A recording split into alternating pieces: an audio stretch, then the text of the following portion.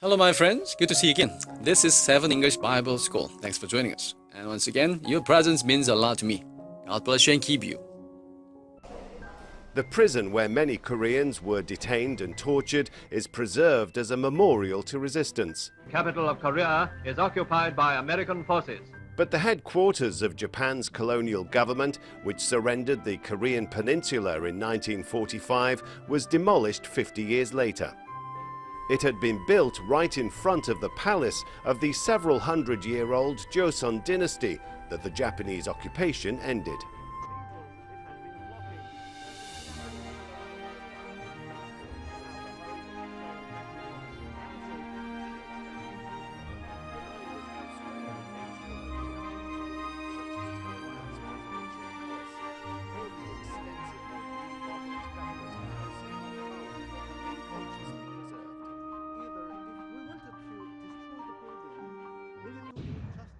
From Seoul's former city hall that now serves as its public library to the main railway station, the lines are unmistakable.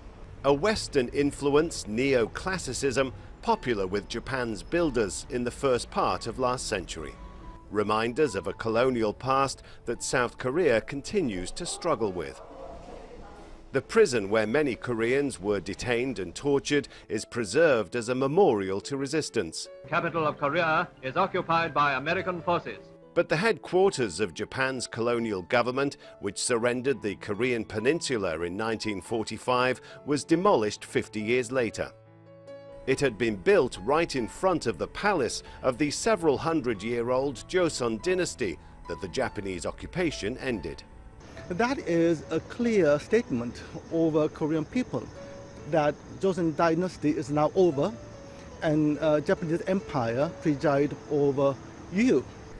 In a similar political gesture, the former postal headquarters building that stood here was demolished 5 years ago to reveal the Anglican cathedral it had been blocking. But the Japanese colonial era building next to it, now the home of the Seoul Metropolitan Council, still stands. Reminders elsewhere in Asia of Japanese rule, such as Taiwan's presidential palace, or the extensively remodeled government house in Hong Kong, have been consciously preserved. Either if we wanted to destroy the building, will it do any justice for our purpose? Or if we wanted to conserve the building, will it serve anything for us? And it's a pretty tricky question for anyone. Also being preserved in South Korea, some of the remaining homes of Japan's occupiers. Unlike their austere public buildings, these are more intimate reminders of Japanese culture. For the architect who helped restore this home, it represents a deep attachment to a bygone era. In architecture, we are working not only with space but also time, and any space is linked to a particular point in time. It's deeply satisfying weaving both of these together.